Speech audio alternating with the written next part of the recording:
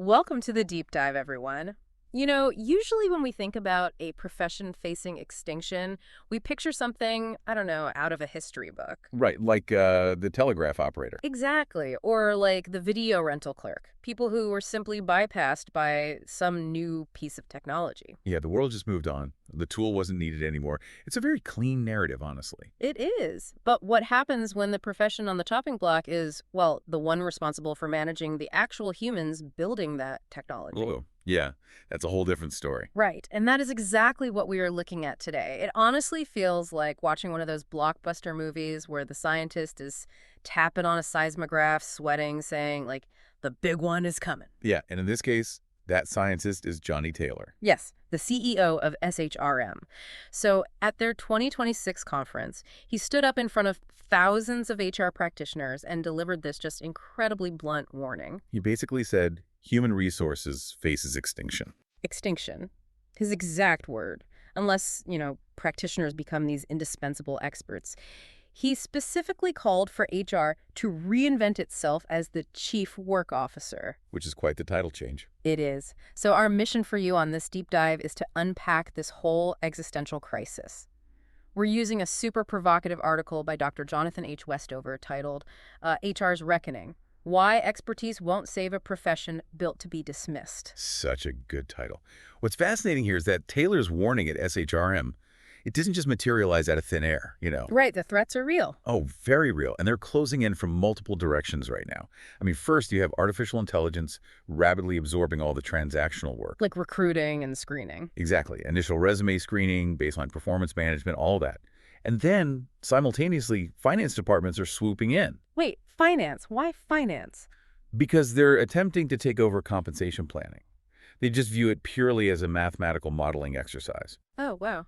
Yeah, I guess that makes sense from their perspective. And then on a ground level, you have operational leaders just totally bypassing HR entirely, right? Right. They're redesigning workflows within their own teams, which leaves chief executives looking at the HR department and just questioning its fundamental value. Beyond, like, filing compliance paperwork. Exactly. The threat of obsolescence is very, very real. But here is where I want to push back on the proposed solution, though. Because we know the threat is real. But Westover's article argues that Johnny Taylor's whole chief work officer idea completely misses the mark. Yeah, the idea where HR professionals essentially become these hyper-analytical spreadsheet wizards. Right. So if a lack of data skills isn't the problem, what is? Well, Westover's core thesis is that HR's marginalization has absolutely nothing to do with a lack of technical skill. It's not a competency issue at all. Really? Then what's driving it? It is a structural and demographic power imbalance, period. Yeah. The assumption that, getting more certifications or mastering data analytics will suddenly force executives to respect HR, it's a false diagnosis. Because no amount of data can fix a fundamental conflict of interest. Precisely. Okay, let's unpack that conflict of interest for a second. Because reading this, it sounds like HR is playing the role of a referee on a football field, but their boss is the head coach of one of the teams playing. Oh, that captures this structural flaw perfectly. Yes. Right. It's impossible. It is. HR operates under this massive contradiction, this dual mandate. On one hand, they are tasked with protecting employee welfare and advocating for the workforce. But on the other hand, They report directly to an executive team whose financial incentives usually push them toward maximizing extraction from those exact same employees. with as few constraints as possible, obviously. Right, so when the referee throws a flag on their own boss for a foul. The referee gets sidelined. ex- And the source material points out something really striking about who exactly is getting sidelined here. The demographic data is wild. It really is. What were the numbers from the Bureau of Labor Statistics? Okay, so HR is about 71 to 74% women. Wow. Yeah, and nearly 40% people of color. Meanwhile, the McKinsey data in the text shows the C-suite remains overwhelmingly white and male. Right. Women hold just 29% of those C-suite roles. So if we connect this to the bigger picture, look at the sociology of this. It becomes clear we aren't just talking about corporate reporting lines here. We're talking about societal biases. Exactly.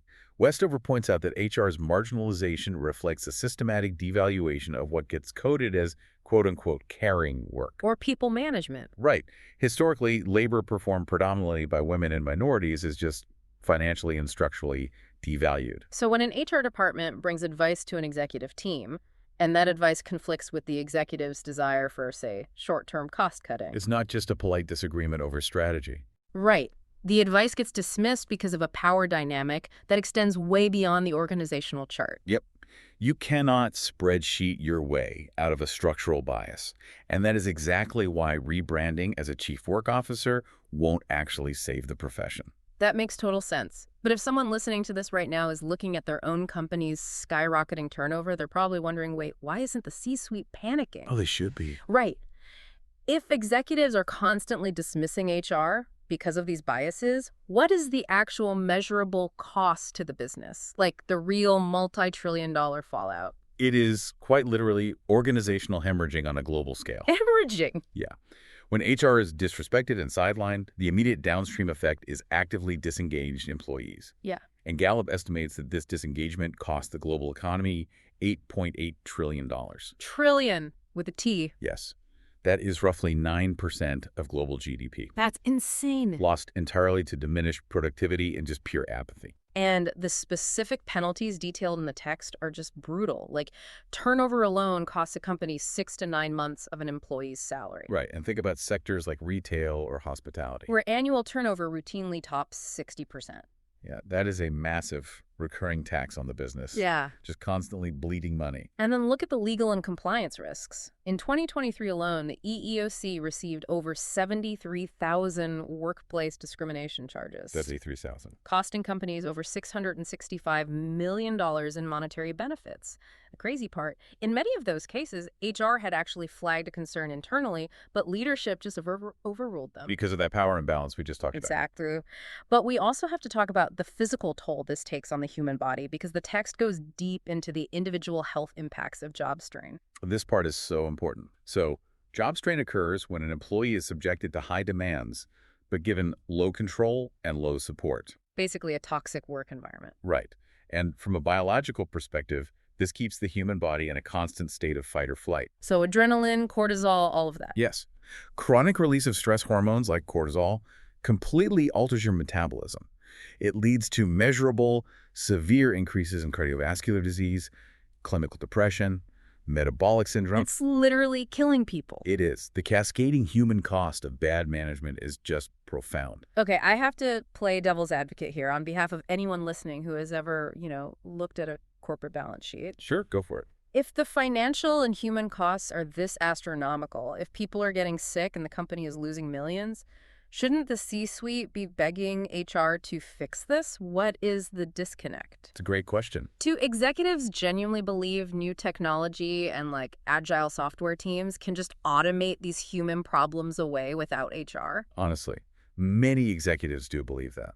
And it's a very dangerous illusion. How so? Well, the rise of agile operating models actually masks the problem by decentralizing it. Oh, I see. Think about an agile framework, right? You have product teams self-organizing, they're running their own sprints, they're managing their own peer-to-peer performance. So they don't think they need HR. Exactly. It completely dilutes HR's centralized authority. Traditional HR starts to feel completely irrelevant to how frontline work actually gets done. Wow, yeah.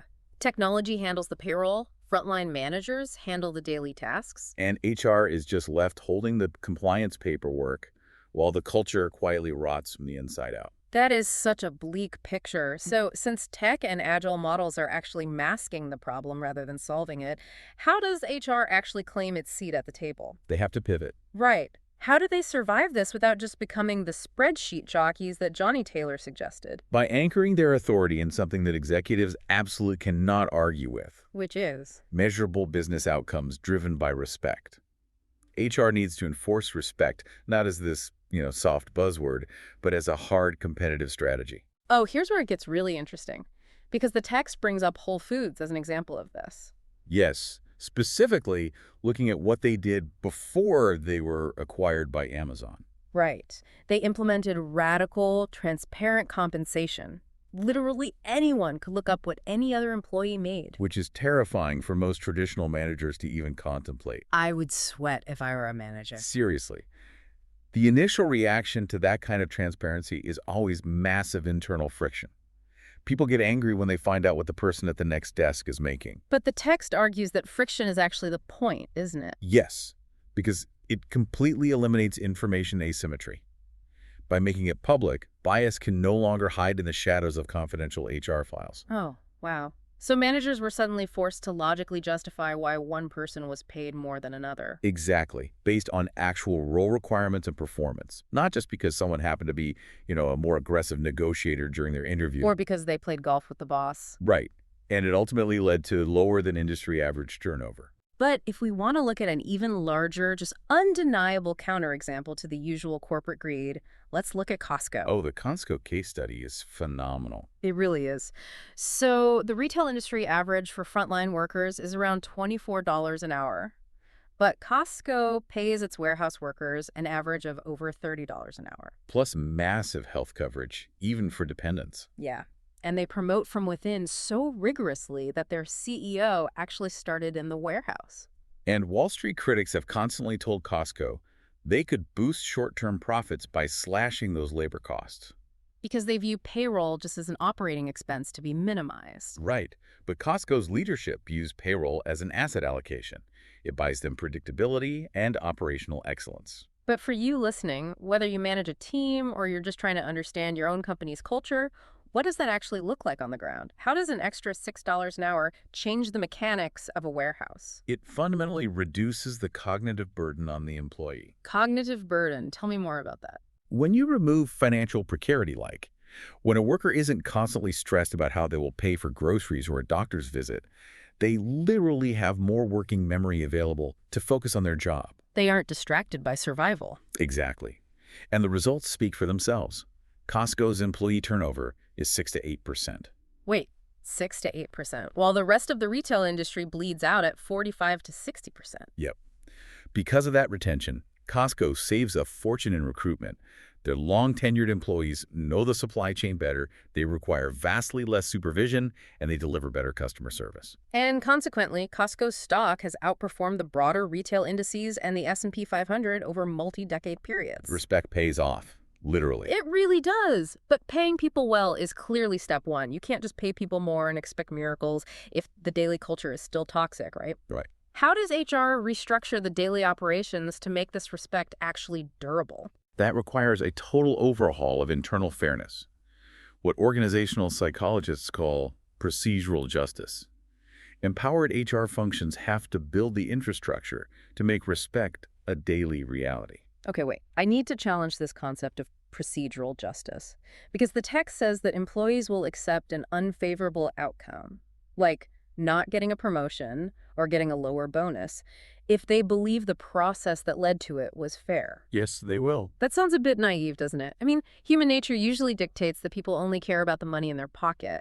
Are you telling me someone is actually okay with losing money just because the paperwork was transparent? It's not about the paperwork, though. It's about cognitive closure and psychological safety. Okay, explain that. If a promotion system is a black box, the human brain naturally assumes bias or malice when it loses. It feels like an attack on their personal worth. Right, you think they just don't like me. Exactly. But if the system is transparent, if the criteria are clear, and the employee was given a genuine opportunity to present their case, the brain can accept the outcome. Because it preserves their dignity. Yes. They might be disappointed, sure, but they won't become actively disengaged or start actively sabotaging the team. Oh, that makes the next example in the text incredibly relevant. Accenture. Yes, Accenture. They completely scrapped their old system of forced rankings and annual performance reviews. Because forced rankings are the absolute enemy of procedural justice. That's a system where a manager has to grade on a curve, right? And they mathematically have to label 10% of their team as underperformers, no matter how objectively good the whole team is. Yes, it's awful. So how does removing that curve actually change daily team behavior? Well, think about the incentives. Under a forced curve, if I help you succeed, I might push myself into the bottom 10%. Oh, wow. So it mathematically incentivizes employees to hoard information and subtly sabotage their peers. Exactly. Accenture realized this was destroying collaboration. So they replaced it with continuous development-focused feedback. No arbitrary math threat. Right. By removing that, they stopped the unhealthy internal competition and significantly boosted retention. particularly among high performers who previously felt these artificial limits placed on their growth. That makes total sense. And we also see a massive structural shift in how HR operates when it comes to technology disrupting entire workforces. The text highlights AT&T's Workforce 2020 initiative. This is a huge one. Yeah. Instead of just doing massive layoffs like 100,000 people whose skills were becoming obsolete due to tech disruption, HR spearheaded a $1 billion reskilling effort. A staggering investment. Yeah. And it requires entirely new mechanics from HR. You can't just send 100,000 adults back to a 4-year college. Right. So AT&T worked with universities to create what they called nano degrees. Yes. Let's explain what a nano degree is real quick for those who haven't encountered one. It is a hyper-focused, bite-sized certification directly tied to a specific future need of the company, like data analytics or cloud computing. It takes months, not years. But the real genius of the AT&T initiative wasn't just the courses, right? It was the transparency. Exactly. HR mapped out exactly which legacy jobs were going away in the next few years and showed employees the specific learning paths required to transition into the new jobs being created. They treated workforce disruption as a shared challenge to solve together, not an excuse to just extract what they could from a worker and then toss them aside. Yes. And if we look at Unilever, they did something equally structural, but on the operational side. Oh, right, the agile HR model. Yes. They basically distributed HR directly into the business units. Instead of keeping them locked away in some ivory tower. Exactly. It sped up hiring. It allowed HR to adapt to local contexts. But, and this is key, they kept a thin central team to strictly enforce non-negotiable ethical standards. So what does this all mean for the traditional HR department? Do they just become trainers for managers? This raises an important question, and yes, essentially, HR's new mission is heavily focused on transferring capability to managers. Because the immediate supervisor shapes the daily experience more than HR does. Far more than any central HR policy ever could. HR has to pivot to training those managers on how to give effective feedback, how to resolve conflict without bias, and how to foster inclusion on a micro level. Which really completely rewrites the dynamic between the company and the employee. The text calls this rewriting the psychological contract. The psychological contract is just the unwritten set of expectations between employer and employee. And the old contract, trading blind, unquestioning loyalty for lifetime job security, is totally dead. Yeah, no one expects a gold watch after 40 years at the same desk anymore, and frankly, companies don't want to offer them. So HR has to mediate a completely new, explicit, and realistic bargain. What does that new bargain look like? The company offers fair notice regarding business changes, robust transition support, and portable skill development. Meaning skills like those nano degrees that the employee can actually take with them to their next job. Right. And in exchange, the employee offers full professional engagement and adaptability during their tenure, regardless of how long that tenure is. It's finally treating people like adults. And the text notes this extends to distributed leadership, too, like flattening hierarchies. Yes, like tech companies using consent-based decision-making. Which is such a fascinating mechanism. Instead of needing unanimous agreement or top-down approval, a team choice just moves forward automatically. Unless someone raises a principled, evidence-based objection. Or like manufacturing plants where frontline teams are actually empowered to interview and hire their own peers. It is entirely about trusting employees with actual agency. Which brings us to the final driver of this new contract. Purpose. But I have to challenge the source text here. Well, it mentions integrating purpose and identity and uses Patagonia's environmental activism as this gold standard. But isn't purpose usually just like performative corporate speak? Oh, 100%. I mean, how many companies have this beautifully written, inspiring mission statement painted on the lobby wall while simultaneously treating their warehouse workers terribly? Do made it count. Exactly.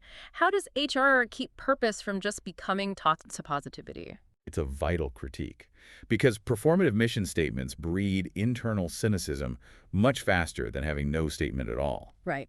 If the purpose isn't tied to tangible operational sacrifice, it's just a marketing campaign. So how does Patagonia avoid that trap? Because their purpose dictates their actual operations, even when it hurts the bottom line. Like funding environmental activism. Yeah, and intentionally designing products for long-term durability rather than planned obsolescence. That definitely costs them repeat business in the short term. It does. Yeah. But it honors their values in the long term. And that's the lesson for HR. If a company claims to value employee well-being, HR must have the authority to push back on operational schedules that demonstrably ruin employees' health. Purpose without operational authority is totally meaningless. Wow. So, just wrapping this up for you listening, HR doesn't need to morph into a purely technical, spreadsheet driven chief work officer to survive. No, not at all. Instead, it must reclaim its moral authority. It has to prove, using the hard financial realities from companies like Costco and AT&T, that active structural respect for employees is the ultimate driver of long-term business performance. HR has to be willing to act as the institutional conscience. They must say no to the short-term extractive instincts of the executive team in order to protect the business itself. That leaves us with a final thought for you to mull over as we close out this deep dive. The text argues HR needs to protect the business from its own worst instincts.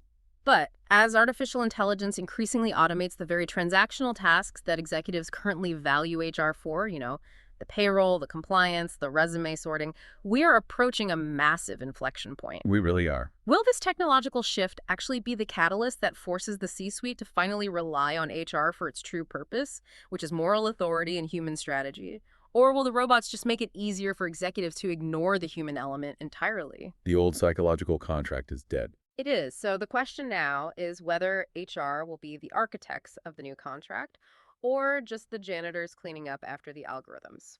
Thank you so much for joining us on this deep dive. We'll catch you next time.